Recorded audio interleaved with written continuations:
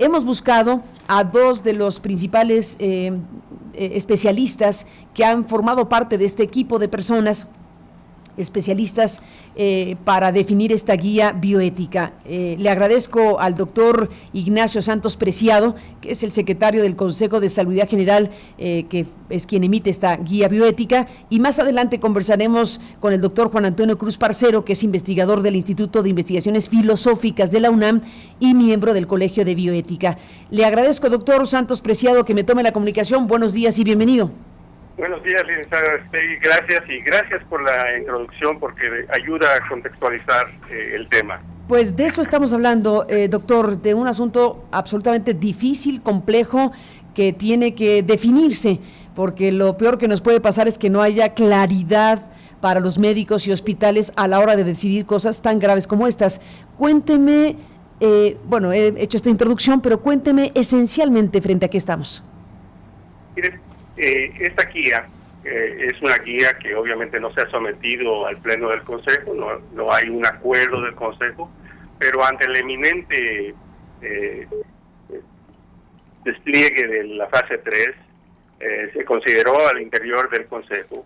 Tenemos varios comités y hay grupos de trabajo, que era importante elaborar en forma proactiva, anticipativa, una guía que permitiera justamente la toma de decisiones a las personas que van a estar involucradas, tanto pacientes como servidores de salud.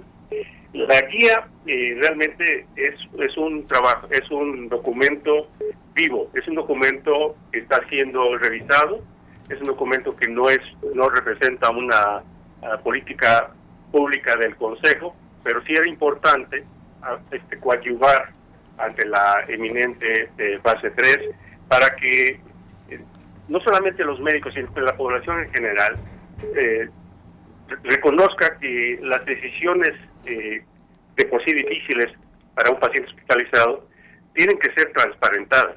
La población tiene que saber antes de, y como bien se sabe, el tema del triaje es un tema pues histórico que viene de las guerras, término francés, y la verdad es que lo que no queremos es que las decisiones en situaciones como usted ya bien mencionó, donde puede haber escasez de recursos y si es un problema de grandes dimensiones, pues las decisiones se toman en una forma colegiada por un grupo de personas preparadas en ética, y lo contextualizo con una declaración que hizo el presidente el lunes. La Federación ha firmado un convenio con la iniciativa privada en contexto de hospitales públicos, la Asociación de Hospitales y el Consorcio. Esos hospitales han sido certificados por el Consejo. Parte del proceso de certificación es el que tengan un comité de ética. Entonces, estábamos anticipando esta situación ya de tiempo atrás, y era importante que los médicos que van a estar encargados no se sientan solos, que realmente las decisiones difíciles no recaigan únicamente en el médico tratante, y que las personas que tienen los factores de riesgo que se han mencionado día con día realmente tomen en cuenta lo que se ha venido comentando, que se queden en casa. Estamos tratando justamente de evitar que las personas de mayor edad con factores subyacentes de riesgo se queden en casa. Es un poco transparentar las decisiones que se van a hacer. La guía tiene ejes importantes, como usted ya sumarizó, prioriza el principio ético de justicia y pone el acento en la protección del bien común sobre el bien individual. Le propongo, doctor, un segundito, deme un segundo antes de que me cuente más detalles del contenido mismo de la guía bioética, pero no es cualquier cosa lo que me está diciendo sobre que esto no tiene la aprobación del Consejo, de que lo decidieron hacer de esta manera, y me imagino que, bueno, en cierto sentido esto responde a lo que la UNAM publicó. Déjeme, antes de entrar en la materia del contenido de la guía, leer lo que la UNAM publicó sobre el tema.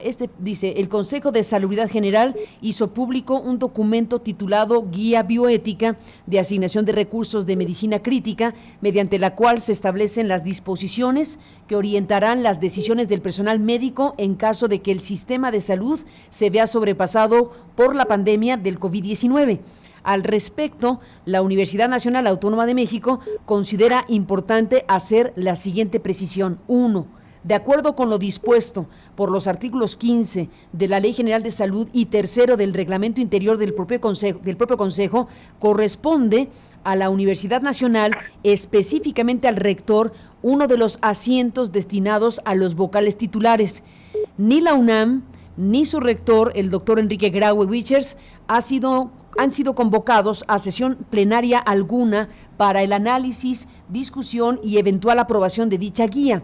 Por tanto, la Universidad Nacional se deslinda de los términos y del contenido del referido documento. Pues, doctor, ¿cómo explican esto? ¿Cómo finalmente se justifica que se haya realizado esta guía bioética, por lo menos sin uno de los miembros clave de este consejo, que es la Universidad Nacional? Gracias.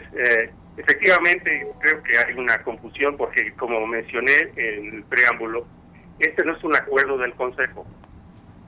A lo que se refiere, señor rector, es de que cuando sesiona el Consejo se pueden llevar acuerdos mínimos que se convierten en obligatoriedad para el país. No ha habido tal reunión porque es una guía justamente para orientar y recabar puntos de vista.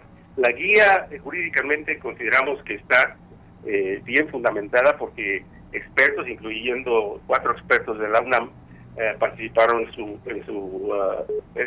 elaboración, pero no es un documento que sea oficial, pero sí tenemos la obligación, digamos, yo asumo la responsabilidad de haber promovido esto porque consideré, y lo había discutido, que era importante anticipar las situaciones y no actuar en forma reactiva. Pero estará de acuerdo, doctor, que no nos avisó que era un asunto no oficial. O sea, bueno, no oficial es muy difícil decirlo así. Es un documento que proviene de un comité que forma parte del Consejo. Es un comité de la Comisión Consultiva Científica. De la Comisión. El Consejo tiene varias comisiones y cada comisión tiene comités. Pero queda muy claro que es una guía, no está vigente como un documento oficial. Es una guía un documento vivo. Pero a ver, perdón que le interrumpa, doctor, perdón que le interrumpa, es muy delicado todo esto, porque al final, si yo fuera doctor o doctora, no estamos en ese escenario todavía, pero digamos, si yo me quedo con lo que dice esta guía, pues será lo que determine mi actuación frente a una decisión tan grave de a quién le voy a dar prioridad a la hora de decidir si tengo o no un respirador, a la hora de decidir si tengo o no una cama. Usted me dirá si ya hay casos de este tipo y por eso se tuvieron que adelantar con una guía de esta naturaleza. Explíqueme más por qué hacen esto y se publica como si fuera ya un hecho dado. No, perdón. Como le comenté, esta es una forma anticipativa. Digamos, esto existe en todo el mundo. De hecho, en todo el mundo donde ha acontecido la pandemia, se han elaborado guías similares. No, queda clarísimo que eso es urgente. Bueno, es indiscutible, doctor. No me detengo en la necesidad obvia, en la necesidad obligada de esta guía bioética, de su existencia. Estamos en el punto de quién es la instancia legal para elaborarla, y por lo tanto que se convierta en una indicación sí directa, sí obligatoria para los doctores y los sistemas hospitalarios del país. En el momento que se dictamine por el Consejo será, digamos, obligatoria, pero no estamos en pero digamos, no queremos llegar a tomar una decisión sin por lo menos un documento elaborado, y era importante socializar la información porque, como mencioné, esta información tiene que ser de conocimiento del público y incluye obviamente a la comunidad médica, pero la guía se emite para ser consultada públicamente. y genere un proceso de revisión en lo que consideramos una democracia deliberativa, en donde se tenga una publicidad, transparencia, decisiones difíciles, y se tenga certeza de que no se actuará con discrecionalidad y no se actuará arbitrariamente. Doctor, estoy de acuerdo con usted que no se debe actuar arbitrariamente. Entonces, aquí lo que faltó, hay que decirlo, es que se avisara que este era un documento borrador. Es una guía, es un documento vivo, en proceso de mejorarse, pero como le mencioné, jurídicamente por los expertos, la guía está bien sustentada. Y es para estar preparados para una eventual sesión donde se sancione como la guía oficial. Sí, de eso desde luego hay que hablar, y deme un segundito más para nada más cerrar esta parte que me parece muy importante. Al final, cuando se da a conocer esta guía bioética, bueno, nosotros como medio, no sé los demás, pero nosotros como medio, al ver su procedencia, pues consideramos que está ya la guía formal y definitiva. Vemos el comunicado de la UNAM, vemos que no se convocó al Consejo de Salubridad General en los términos ya descritos, y entonces, frente a qué estamos, doctor, le pregunto, frente a este documento que usted le llama vivo, sujeto a discusión, ¿en qué momento se va a convocar a el Consejo en donde participa la UNAM y otros para que entonces determinen si esto que ustedes proponen es exactamente lo que debe quedar formalmente establecido, sin lugar a dudas, para la toma de decisiones cuando ocurra, si ocurre, y es probable que ocurra, un cierto tipo de insuficiencia de recursos para atender a los casos que vienen de COVID-19? El Consejo de Salud General está en sesión permanente desde el 19 de marzo. Y realmente la convocatoria para los integrantes del Consejo se dará en el momento que se defina la tercera fase, y en ese momento se pondrá a consideración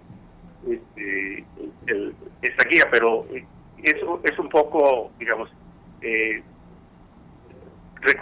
reconocemos que posiblemente su aparición en la página del Consejo, porque no se mandó a ningún medio oficial. Sí, en la página del Consejo, en la página del Consejo, obviamente puede interpretarse como que es un acuerdo, pero no es un acuerdo, porque los acuerdos del Consejo se publican en el Diario Oficial de la Federación, y para ello se requiere convocar al Consejo y que justamente participen los que deben y pueden participar con voz y voto para deliberar y en su caso autorizar o aprobar para que se acuerde y finalmente se publique, que sea un documento de obligatoriedad nacional. Reconocemos que diferentes instituciones y diferentes estados del país ya tienen sus propias guías. Lo que queremos realmente es buscar una uniformidad de criterios, y estamos anticipando, digamos, en situaciones que justamente no son las cotidianas, van a ser situaciones extraordinarias, porque no sabemos todavía cuál va a ser la dimensión de la pandemia en nuestro país. Esperamos que se pueda contener, como ya mencioné, la idea también es de que al socializar esta guía, el pueblo que tenga factores de riesgo, las personas jóvenes y adultos que tengan factores de riesgo, tomen en cuenta lo difícil que podría ser, en su caso, cuando hay deficiencia de equipamiento, de material de curación o inclusive de personal médico. Entonces, estas personas tienen que tomar la sana distancia, tienen que quedarse en casa. Entonces, también tiene ese otro propósito. Bueno, veremos, doctor, cuando se ponga ya a la mesa formalmente del Consejo de Salud General, que está en sesión permanente, este tema tan importante, entendiendo, como usted dice, que es un documento vivo, que es una guía, que de ahí el Consejo tendrá que discutir y analizar que sí y que no, pero bueno, al final de cuentas, quienes lo están planteando, quienes suscriben este documento, quienes lo discutieron, quienes lo redactaron, bueno, son científicos y gente de alto nivel que está planteando cosas muy delicadas. Por ejemplo, déjeme recuperar en la lectura del documento, de la guía, de este documento que está, digamos, pues en su fase preliminar, no sé cuál es la palabra, no sé si le gusta la palabra borrador, documento preliminar, ¿cómo le llamamos al documento, doctor? Pues lo puede considerar como borrador. Borrador. Dejámoslo como borrador. Este borrador Este borrador plantea cosas como esta. Déjeme leer este fragmento que es muy impactante porque es muy descriptivo, es crudamente descriptivo. Dice, durante una emergencia de salud pública como el COVID-19, la práctica médica cotidiana se subsume a la práctica de salud pública. Hay diferentes maneras de justificar por qué sucede esto, y bueno, ahí viene la explicación. Y luego dice, un principio de la justicia social es que todas las personas tienen el mismo valor y por lo tanto la distribución de recursos escasos durante una emergencia de salud pública debe estar orientada a salvar la mayor cantidad de vidas. Esto aplica de igual manera a los recursos escasos de medicina crítica. Salvar la mayor cantidad de vidas requiere evaluar tanto la posibilidad de que un paciente mejore y sobreviva como el tiempo que tardará en recuperarse. Utilizar estos principios para asignar recursos de medicina crítica escasos genera problemas cuando nos enfrentamos a casos como el siguiente. Y ahí viene el caso que nos sacude. Dice, paciente A, de 80 años, necesita de un ventilador. Paciente B, de 20 años, necesita de un ventilador. Si paciente A recibe el ventilador, ella vivirá 7 años más. Si paciente B recibe el ventilador, ella vivirá 65 años más.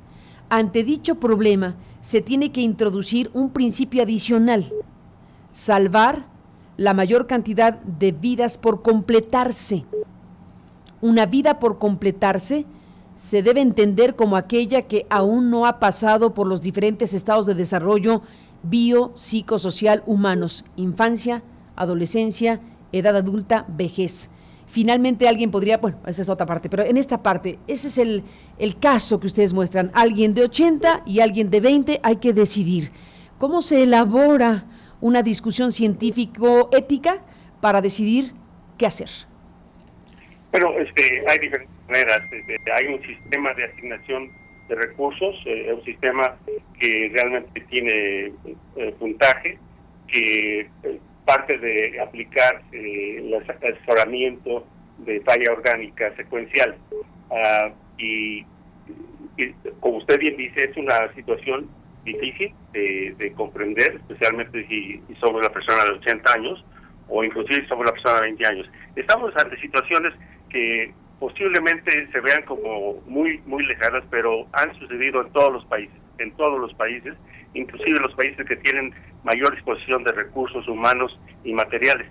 Y realmente no queremos llegar a eso. Justamente es una de las varias razones por las cuales hemos emitido esta guía, para sensibilizar a la población, que primero que no se puede dar una atención discrecional o arbitraria. Se tienen que tomar decisiones difíciles, y por eso es importante que en los hospitales exista un comité de ética que ayude al médico tratante a llegar a esta decisión. A ver, en lo que plantea la guía, borrador, digámoslo así, el borrador de esta guía bioética, está esta definición. Ustedes están diciendo debe privilegiarse al más joven frente al adulto. Debe privilegiarse, debe darse el recurso disponible a la persona de 20 años, no al de 80. Esa es la definición ética médica que ustedes plantean en un escenario de escasez de recursos. Sí, es también, lo que históricamente se ha aceptado como un principio ético. ¿Por qué no al que llega primero? Porque el que llega primero no necesariamente, dale un ejemplo. El que vive en la Ciudad de México versus el que vive en Tlaxcala. Pues el que vive en la Ciudad de México tiene, obviamente, mayores posibilidades de llegar, si se infectan y se enferman al mismo tiempo, no pueden llegar al mismo tiempo, por cuestiones prácticas. Entonces, el que llega primero, le tiene cierta ventaja, pero no necesariamente es la situación más justa éticamente hablando. Entonces, la cercanía, el acceso, el que vive en una ciudad como la Ciudad de México, Guadalajara, Monterrey, Puebla, pues tiene mayores posibilidades de llegar primero si se enferma que las personas que viven en sitios distantes. Sin embargo, ante una situación donde puedan llegar, pues definitivamente hay que tomar decisiones, y esas decisiones son las que nos estamos orientando. Uh-huh. Doctor, en el documento se puede leer sobre lo que usted dice lo siguiente. Finalmente alguien podría preguntar por qué el principio de orden de llegada no se debe de seguir durante la emergencia de salud pública. Lo que usted está diciendo, la respuesta a esta pregunta es porque porque se beneficia de manera injusta a las personas que viven en poblaciones urbanas y cerca de los centros de salud. Por ejemplo, paciente 1 y paciente 2 tienen COVID-19 y el mismo día comienzan con disnea severa. Paciente 1 camina una cuadra al hospital, mientras que paciente 2 tiene que viajar 4 horas para llegar al hospital. De acuerdo con el principio de orden de llegada, paciente 1 debe recibir atención de medicina crítica antes que paciente 2. Es obvio que en las circunstancias actuales es injusto que la proximidad geográfica al centro de salud determine quién recibe atención de medicina crítica. Ustedes en esta guía borrador, ya reconocido como borrador, están planteando debe privilegiarse al más joven, al que tenga mayor posibilidad de vida por delante y mejores condiciones para sobrevivir. Es correcto. No el que llegó primero. No el que llegó primero necesariamente. Pues, doctor, dígame una cosa, ¿se tienen que esperar a que se determine la fase 3, que ya estamos en cualquier momento a que se declare esto, pero se tienen que esperar en el Consejo de Salubridad General, que está en sesión permanente, para discutir este borrador? Bueno, de hecho, se ha enviado a los integrantes del Consejo para su revisión, pero para su aprobación, insisto,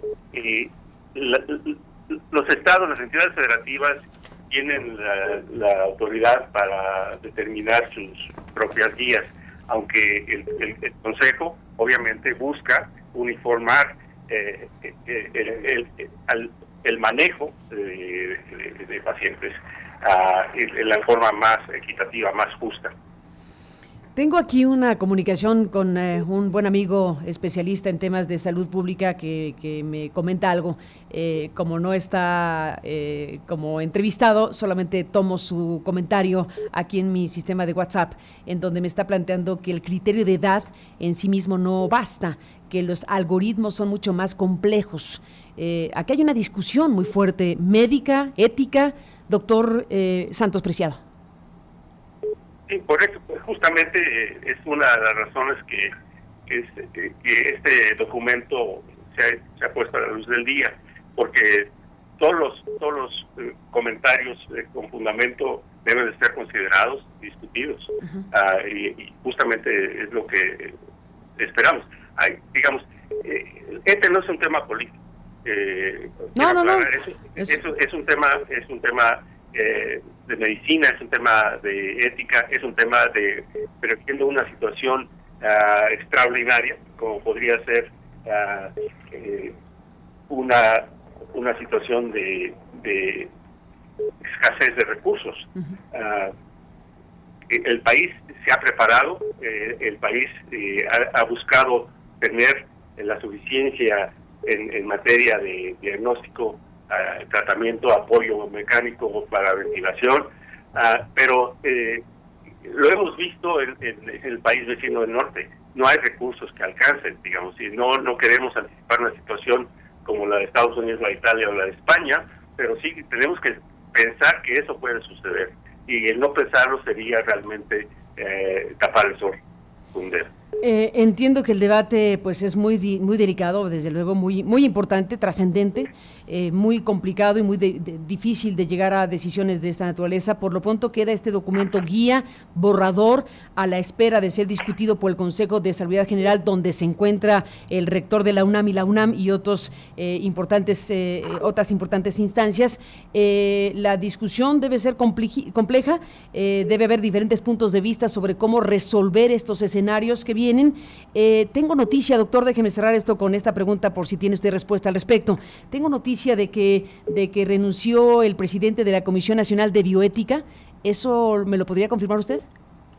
No, yo no lo puedo confirmar. no están dentro de... la Comisión Nacional de Bioética es un órgano desconcentrado que depende de la Secretaría de Salud. El Consejo, como usted bien sabe, lo hemos platicado, no está sectorizado. Entonces, pero me imagino que la renuncia probablemente debe ser una decisión personal, no tiene nada que ver ni con ese documento ni con la pandemia. ¿Él no estuvo involucrado en la discusión de este documento? No estuvo involucrado en ese documento. Se le invitó desde diciembre, después de la reunión ordinaria del Consejo, se le invitó a participar. Uh-huh. Bueno, estaremos siguiendo de cerca esta información para poder confirmarla más ampliamente, pero por lo pronto dejo el dato ahí de esta presunta renuncia del presidente de la Comisión Nacional de Bioética y ya nos daremos a la tarea de ampliar la información. Por lo pronto, doctor José Ignacio Santos Preciado, le agradezco que me tome la llamada, le aprecio que nos clarifique que estamos frente a un documento borrador y que tendrá que venir el Consejo de Salud General para determinar si estos criterios que discutieron ustedes como especialistas y científicos, bueno, pues son los que se van a ratificar para un documento de obligatoriedad en el sistema de salud en México en un momento de pandemia como la que estamos atravesando todos. Así que seguiremos hablando, doctor Santos Preciado, gracias por tomar la comunicación. Gracias a usted y nuevamente bienvenidas las opiniones. Estamos totalmente abiertos a enriquecer este documento.